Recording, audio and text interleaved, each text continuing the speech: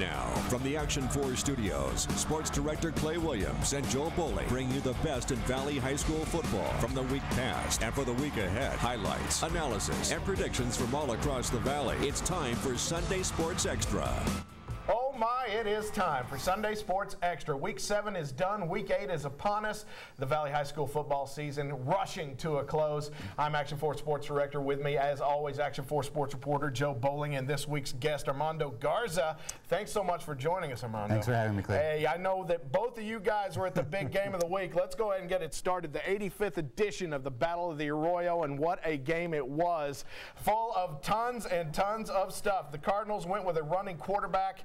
Michael Allen Gonzalez dashes in for the score right here. After Bowie Davis hurt his foot, Gonzalez came in and did yeoman's work for Harlingen.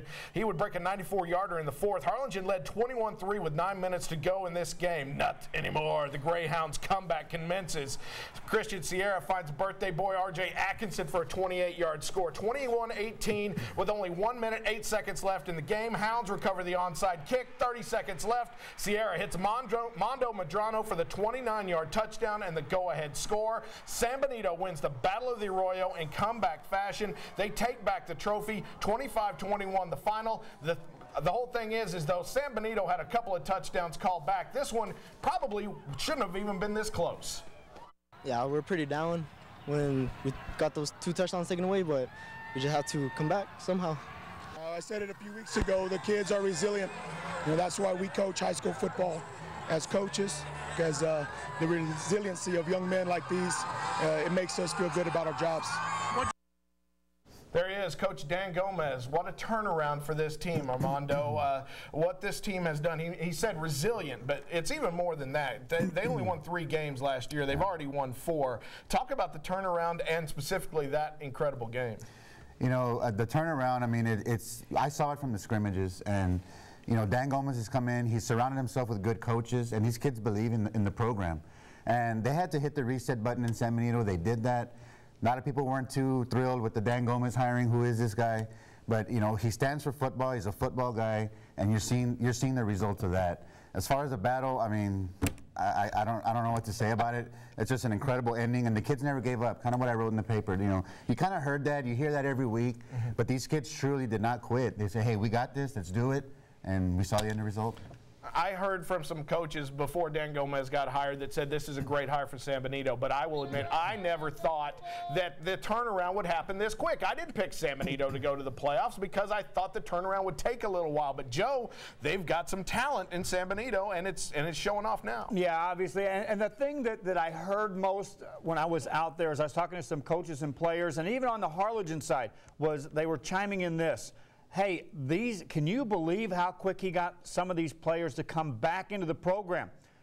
Case in point, guy that caught the touchdown pass. I said, where were you 2 years ago? He goes, I was sitting in the stands. I was watching football games.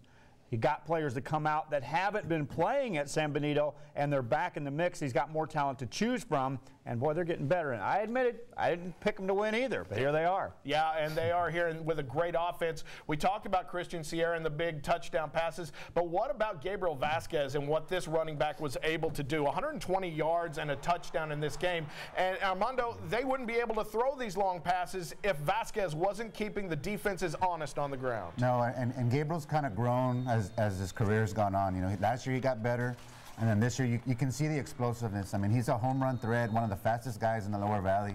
When you get him in space, there's not very many people that can catch him. So having that home run threat helps Christian Sierra running and passing.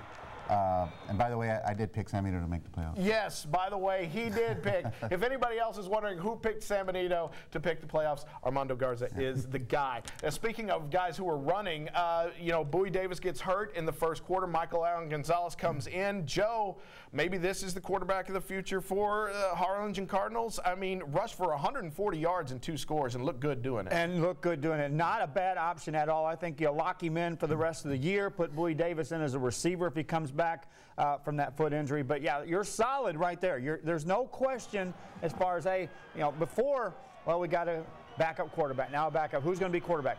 Use him. He's good. He can get things done. He's a playmaker. He's a winner. And so not a bad choice right there.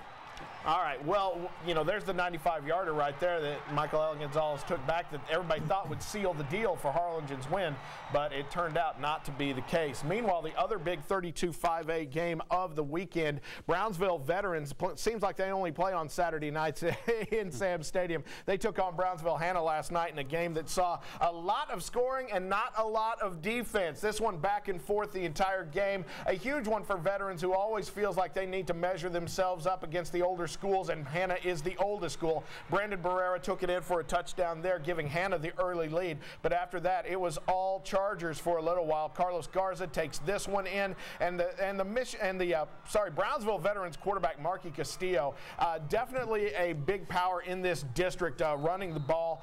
He takes it in for 2 touchdowns here.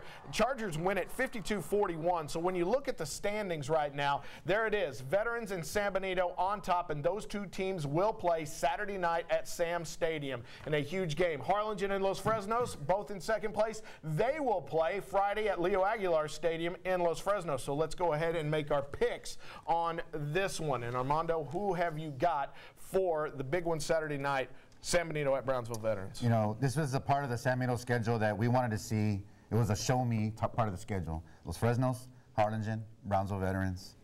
They passed the first 2 tests. I don't see why they won't pass the third one. I got to go with San Benito.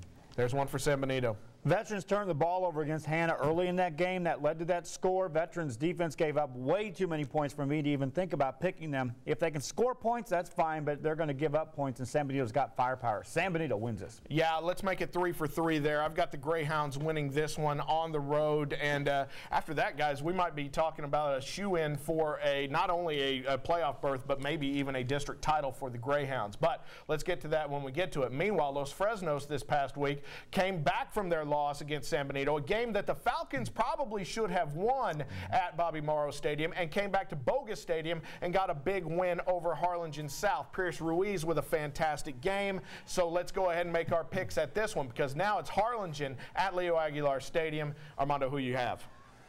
You know, I saw Los Fresnos, and you're right. They probably could have or should have won that game against San Benito. They can run the football very well, and they're at home. But I'm picking Harlingen because Manny Gomez is going to have these guys ready. And now they found something at quarterback. I got to go with the Cardinals.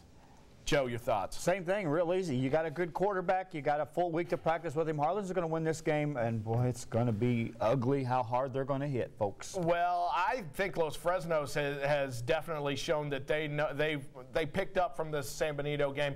They hurt themselves with penalties. They did not do that against Harlingen South. I think they've learned their lesson. They've got plenty of offensive firepower and a defense that's not bad. I think they'll be able to stop Harlingen and get the win there. But we are coming right back on Sunday Sports Extra. We're going to talk about the big rivalry game this week, as it is, yes, Ed Couch Elsa on one side. On the other side, Mercedes, winners of 5 straight. What a fantastic rivalry this one is. We'll break it down next.